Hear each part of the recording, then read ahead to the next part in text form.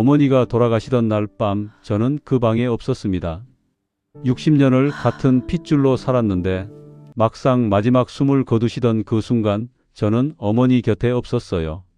그게 지금도 가장 후회됩니다. 아직도 잠들기 전이면 그 생각이 납니다. 그런데 이상한 건 그날 밤 저보다 먼저 연락을 받은 사람이 있었다는 겁니다. 어머니가 평생 저보다 더 아끼고 더 감싸고 더 사랑했던 사람. 저와는 피 한 방울도 섞이지 않은 어릴 때 어디선가 데려온 그 아이. 어머니가 동네 사람들한테 입양한 아이라고 소개했던 철민이었습니다. 그리고 어머니가 마지막으로 남긴 유언장을 펼쳤을 때 저는 그 자리에서 무릎이 꺾였습니다. 손이 떨렸고 눈앞이 흐려졌고 평생의 오해가 한꺼번에 무너지는 것 같았습니다. 어머니, 왜 살아계실 때 이 말을 해주지 않으셨어요? 왜 이걸 죽으면서야 알려주시는 겁니까? 좋아요와 구독은 저에게 큰 힘이 됩니다. 지금부터 제 이야기를 드리겠습니다. 제 이름은 박준호입니다. 올해 62살이에요. 경기도 외곽에서 작은 철물점을 운영하며 아내와 조용히 살고 있습니다. 제 위로는 10살 터울의 형이 있었습니다. 박성호. 저보다 10살이 많았으니 제가 철이 들었을 때 형은 이미 어른이었어요. 형은 어릴 때부터 잘생기고 활달했다고 합니다. 동네에서 인기가 많았고 어머니가 무척 아끼셨어요. 아버지는 일찍 돌아가셨기 때문에 형은 집안의 장남으로서 일찍부터 책임감이 강한 사람이었습니다. 그런데 제가 3살 때 형이 교통사고로 세상을 떠났습니다. 23살이었어요. 저는 그 사고를 직접 기억하지 못합니다. 너무 어렸으니까요. 하지만 어머니가 그 후로 어떻게 변하셨는지는 기억합니다. 아니, 변하신 어머니를 당연하게 여기며 자랐다는 표현이 더 맞겠네요. 어머니는 항상 어딘가 먼 곳을 보고 계셨어요. 웃으실 때도 눈이 웃지 않는 분이셨고 명절에 친척들이 모여도 혼자 구석에 앉아 계신 적이 많았습니다. 그 모습이 제 어린 시절의 어머니였어요. 그리고 제가 6살이 되던 해봄 어머니가 아이 하나를 데려오셨습니다. 4살짜리 남자아이였어요. 눈이 크고 머리카락이 까맣고 옷이 좀 낡아 있었습니다. 이 아이 이름은 철민이야. 앞으로 같이 살 거니까 잘 지내. 어머니는 그 말만 하셨어요. 어디서 왔는지, 부모는 누구인지, 왜 데려오셨는지 아무것도 말씀하지 않으셨습니다. 동네 사람들한테는 가엾은 아이를 입양했다고 하셨어요. 저도 그게 전부인 줄 알았습니다. 그런데 이상한 건 어머니가 그 아이를 대하는 방식이었어요. 처음부터 달랐습니다. 철민이가 밥을 조금만 남겨도 어머니가 이마를 짚어보셨고 철민이가 넘어져서 무릎을 긁히면 어머니가 약을 직접 발라주셨어요. 밤에 철민이가 무서운 꿈을 꾸면 어머니가 옆에서 밤새 손을 잡아주셨습니다. 저는 한 번은 손가락이 문에 끼어서 피가 났는데 혼자 수도가에서 씻고 들어왔습니다. 어머니는 그걸 보고도 밥 먹으라고만 하셨어요. 그때 제가 9살이었습니다. 그게 싫었어요. 어린 마음에 철민이가 밉기도 했습니다. 저 아이가 오기 전엔 제가 외아들이었는데 저 아이가 없었다면 어머니가 저만 봐주셨을 텐데. 그런데 또 이상하게도 철민이는 저한테 잘 해줬어요. 형, 이거 같이 먹어. 자기 간식을 나눠주고 어머니가 저한테 뭔가 차갑게 대하면 나중에 몰래 와서 형, 엄마 원래 저래. 신경 쓰지 마. 하고 말해주곤 했어요. 저는 그럴 때마다 더 불편했습니다. 내가 왜 나를 위로해? 내가 있어서 내가 이렇게 된 건데. 결국 그 애를 밀어낸 건 저였습니다. 중학교 때부터 저는 철민이와 말을 거의 섞지 않았어요. 그리고 20살 서울로 올라오면서 집을 나왔습니다. 어머니한테 독립합니다 라고 짧게 말했어요. 어머니는 그래라고 하셨습니다. 안 붙잡으셨어요. 딱 그 2글자였어요. 낮고 건조한 목소리로. 그래라. 저는 그날 서울행 버스를 타면서 다짐했습니다. 다시는 그 집에 발길을 하지 않겠다고. 서울에서 저는 악착같이 살았습니다. 처음엔 공장에서 일했고 인테리어 업체에서 기술을 배웠어요. 고시원에서 쪽잠 자면서 버틴 날도 많았습니다. 어머니한테서 전화는 없었습니다. 저도 하지 않았어요. 명절이면 마음 한구석이 무거웠습니다. 내려가야 하나. 그런데 어머니 얼굴을 보면 또 그 서운함이 올라올 것 같아서 결국 핑계를 대고 올라가지 않았어요. 철민이한테서는 1년에 한두 번 짧은 문자가 왔습니다. 형, 어머니 잘 계세요? 형도 잘 지내죠? 저는 응 정도로 답장했어요. 세월이 흘렀습니다. 저는 결혼을 했고 아이들이 생겼고 장사를 시작했어요. 어머니와의 거리는 점점 더 당연한 것이 되어갔습니다. 그러던 어느 날 아내가 조용히 말했어요. 여보, 그래도 어머니가 연세 드셨잖아. 한 번쯤 내려가 봐야 하지 않겠어? 저는 철민이가 있잖아라고 짧게 대답했습니다. 아내가 다시 말했어요. 철민 씨가 아무리 잘해드려도 어머니한테 준호 씨는 다른 사람이잖아요. 자식이잖아요. 저는 그 말에 아무 대답을 못했습니다. 자식이라고요? 과연 그 집에서 제가 제대로 자식이었을까요?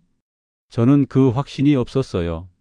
꿈에서 어머니가 나오는 날이면 항상 같은 장면이었습니다. 철민이 손을 잡고 시장을 걷는 어머니. 철민이한테 웃어주시는 어머니. 그 꿈에서 저는 항상 두 사람의 뒤를 따라 걷고 있었어요. 아무리 빨리 걸어도 멀어지는 꿈. 꿈에서도 어머니는 돌아보지 않으셨습니다. 제가 60살이 되던 해 가을이었습니다. 철민이한테서 전화가 왔어요. 형, 나야. 철민이. 어머니가 쓰러지셨어. 뇌졸중이래. 지금 중환자실에 계셔. 전화를 끊고 잠시 아무것도 못했습니다. 솔직히 말씀드릴게요. 그 순간 제 안에서 올라온 감정은 슬픔보다 멍함이었어요. 이게 참 부끄러운 말이지만 가슴이 먼저 쿵 내려앉지 않았습니다. 그래도 그날 저녁짐을 챙겨서 내려갔어요. 병원에 도착했을 때 철민이가 복도에 서 있었습니다. 오랜만에 보는 얼굴이었어요. 많이 야위어 있었고 눈이 빨갰어요. 며칠째 잠을 못 잔 게 보였습니다. 형, 왔어. 응. 짧은 인사였어요. 우리는 나란히 서서 중환자실 유리창을 바라봤습니다. 어머니는 침대에 누워 계셨어요. 작고 쪼그라든 모습이었습니다. 제가 기억하는 어머니는 등이 곱고 눈빛이 강하고 말 한마디에 무게가 있는 분이셨는데 지금 침대에 누워있는 분은 그냥 작고 늙은 노인이었어요. 그걸 보는 순간 비로소 뭔가가 울컥 올라왔습니다. 중환자실에 들어가 어머니 손을 잡았어요. 처음이었습니다. 어른이 된 이후로 어머니 손을 잡은 게 차가웠어요. 그 손이. 그런데 주름이 너무 많이 져 있었어요. 굳은 살, 세월이 만든 반점들. 이 손으로 평생 무슨 짐을 지고 사셨을까? 저는 어머니 속마음을 단 한 번도 들여다본 적이 없다는 걸 그때 처음 느꼈습니다. 어머니는 3주 후에 일반 병실로 옮겨지셨습니다. 왼쪽 팔다리에 마비가 남았고 말씀도 약간 어눌해지셨어요. 그래도 눈빛은 또렷하셨습니다. 저는 그 3주 동안 철물점을 아내한테 맡기고 병원 근처 모텔에 묵으며 매일 병원에 나갔어요. 스스로도 이상했습니다. 40년 동안 멀리했던 사람인데 왜 이제 와서 이러나? 근데 발이 떨어지지 않았어요. 철민이와도 자연스럽게 같이 시간을 보내게 됐습니다. 병원 구내식당에서 밥을 먹고 복도 의자에 나란히 앉아 커피를 마셨어요. 오랫동안 남처럼 살았던 사이인데 이상하게 그 며칠이 편했습니다. 같은 곳을 바라보고 있다는 느낌 때문이었을 거예요. 어머니가 일반 병실로 오신 후 처음으로 저와 눈이 마주쳤어요. 무슨 말을 해야 할지 몰랐습니다. 어머니도 한동안 저를 바라보시다가 입술을 조금 움직이셨어요. 저는 귀를 가까이 댔습니다. 준, 호야. 그게 다였어요. 제 이름 두 글자. 그런데 그 두 글자가 얼마나 오래 걸린 이름이냐고요? 60년 만에 제대로 들은 것 같은 그런 이름이었어요. 저는 어머니 손을 잡고 네, 저 왔어요 라고 말했습니다. 목소리가 갈라졌어요. 그 후로 저는 매일 어머니한테 말을 붙이기 시작했습니다. 날씨 이야기, 병원 밥 이야기, 철물점 손님 이야기. 어머니는 대답을 많이 못하셨지만 눈으로 반응하셨어요. 고개를 끄덕이시거나 눈가가 부드럽게 풀리거나 한 번은 제가 철물점 이야기를 했어요. 어머니, 저 지금 경기도에서 철물점 해요. 나사도 팔고 공구도 팔고. 별거 아닌데 그래도 밥벌이는 돼요. 손님들이 뭔가 고쳐야 할 때 저한테 물어봐서 같이 해결하는 게 좋더라고요. 그 말을 하는데 어머니 눈에서 눈물이 흘렀어요. 저는 당황했습니다. 어머니, 어디 아프세요? 어머니는 고개를 저으셨어요. 그리고 아주 천천히 힘겹게 말씀하셨습니다. 잘 살았네? 그 세 마디. 저는 자리를 피하고 싶어서 잠깐 나갔다 올게요 하고 복도로 나왔어요. 거기서 처음으로 울었습니다. 60살 먹은 남자가 병원 복도에 서서 혼자서 조용히. 어머니는 퇴원 후 집으로 돌아오셨습니다. 요양보호사 선생님이 낮에 오셨고 철민이가 저녁과 밤을 책임졌어요. 저는 한 달에 한 번씩 내려갔습니다. 어머니 상태는 조금씩 나빠지고 있었어요. 밥을 거의 못 드시게 되셨고 오래 눈을 뜨고 계시지를 못하셨습니다. 그러던 어느 날 철민이한테서 전화가 왔어요. 목소리가 떨리고 있었습니다. 형, 어머니가 형 좀 보고 싶어 하셔. 빨리 올 수 있어? 저는 가게를 바로 닫고 내려갔습니다. 어머니는 침대에 반쯤 기대어 누워 계셨는데 제가 들어가자 눈을 여셨어요. 준호야. 네, 어머니. 왔어요. 어머니가 천천히 손을 드셨습니다. 저는 손을 잡았어요. 그리고 어머니가 옆 서랍장을 바라보셨어요. 철민이가 알아채고 서랍을 열어 봉투 하나를 꺼냈습니다. 낡은 갈색 봉투였어요. 끝이 닳아 있었고 여러 번 만진 것처럼 구겨져 있었습니다. 어머니가 그 봉투를 제 손에 쥐어주셨어요. 나중에 봐라. 그리고 어머니는 다시 눈을 감으셨어요. 저는 봉투를 손에 쥔 채 철민이를 바라봤습니다. 철민이는 조용히 고개를 저었어요. 자기도 모른다는 뜻이었습니다. 그 봉투는 그날 저녁 내내 제 주머니 속에 있었어요. 열어보지 않았습니다. 어머니가 나중에 보라고 하셨으니까. 밤새 잠이 오지 않았어요. 봉투 안에 뭐가 있을까? 유언장인가? 재산 이야기인가? 아니면 어머니의 편지? 그리고 사흘 후 어머니가 조용히 돌아가셨습니다. 새벽 3시였어요. 철민이 옆에서 전화를 받고 내려갔을 때 어머니는 편안한 얼굴로 누워 계셨습니다. 마지막이 고통스럽지 않으셨기를 그 마음만 들었어요. 장례는 3일 동안 치러졌습니다. 조문객이 많지 않았어요. 어머니는 조용히 사신 분이라 49제가 끝나고 어머니 방을 정리하던 날이었습니다. 저는 그때야 봉투를 꺼냈어요. 아내와 철민이 아내가 함께 있었습니다. 봉투를 조심스럽게 열었어요. 안에는 2가지가 있었습니다.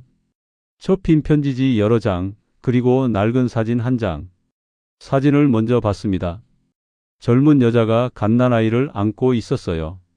배경은 병원 복도 같았고 여자는 눈이 퉁퉁 부어 있었습니다. 얼굴이 낯설었어요. 그런데 그 옆에 서 있는 사람이 있었습니다.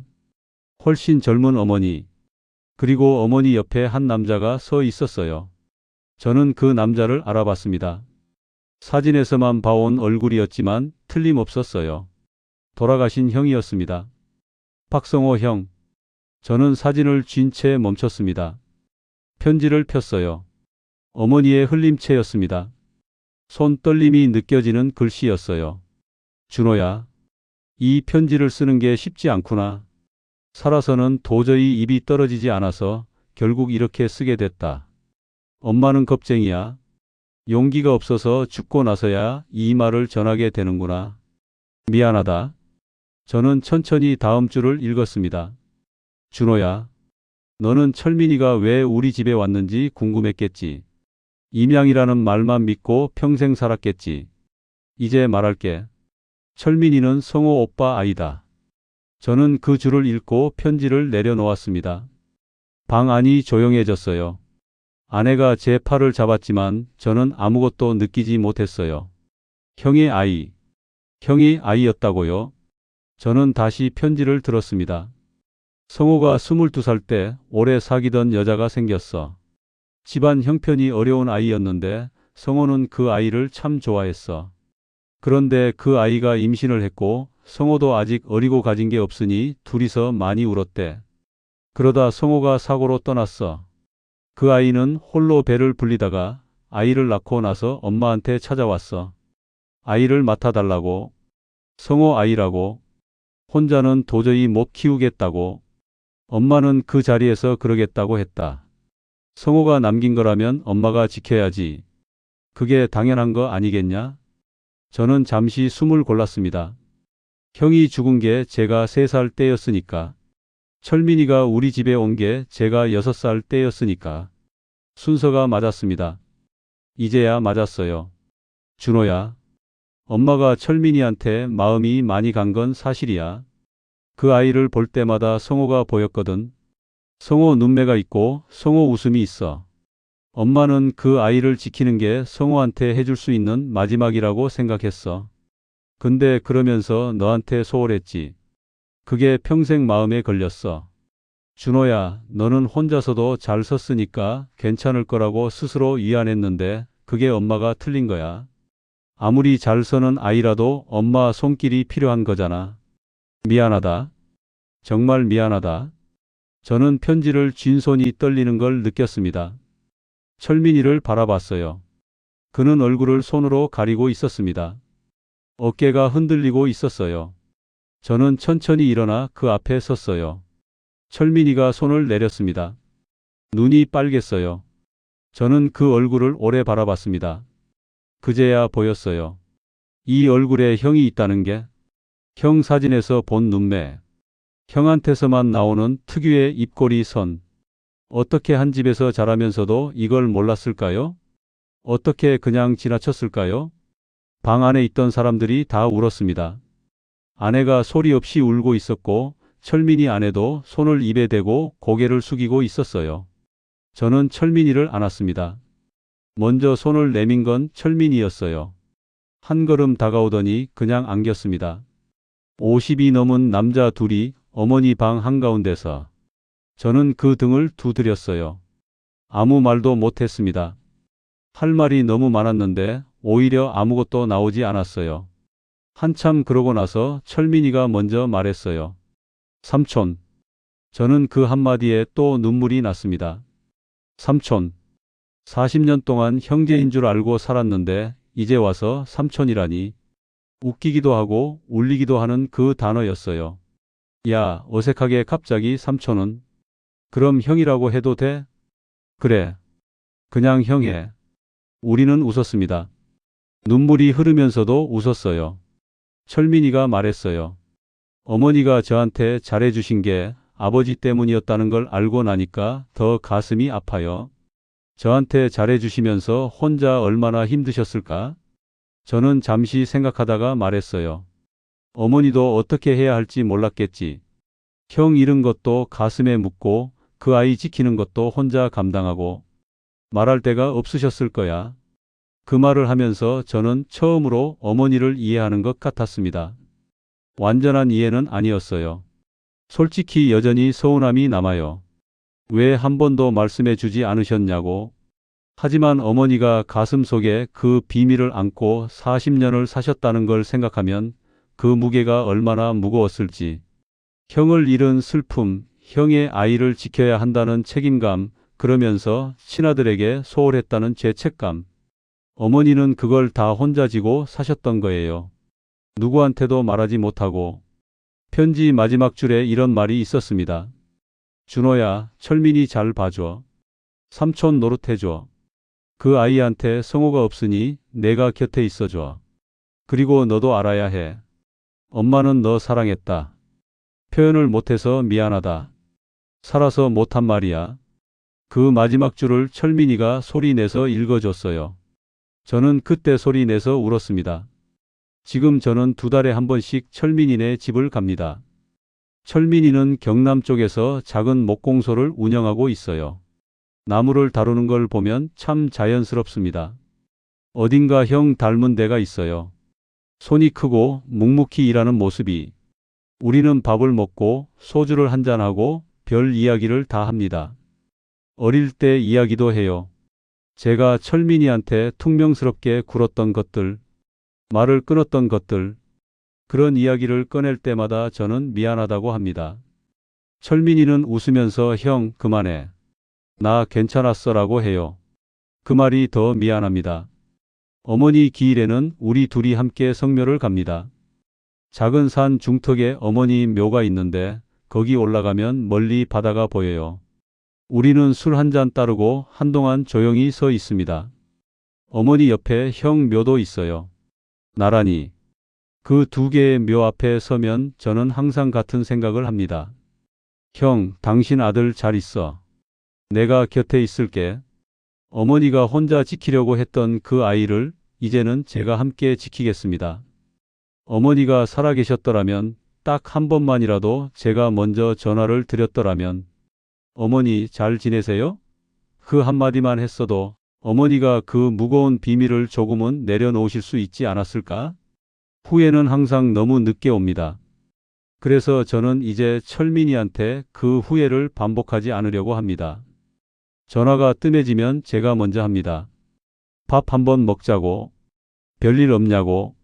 늦었지만 이제야 삼촌 노릇을 하고 있어요. 어머니 보고 계시면 아시죠? 저 이제 잘하고 있습니다.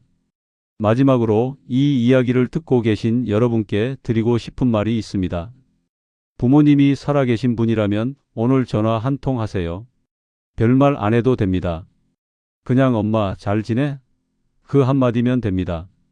우리는 가장 가까운 사람한테 가장 소홀합니다. 그리고 그 소홀함은 나중에 반드시 후회가 됩니다. 제가 그랬으니까요. 어머니가 저를 사랑하지 않으셨던 게 아니었어요. 서로가 서로한테 말하는 방법을 몰랐던 겁니다. 들어주셔서 감사합니다.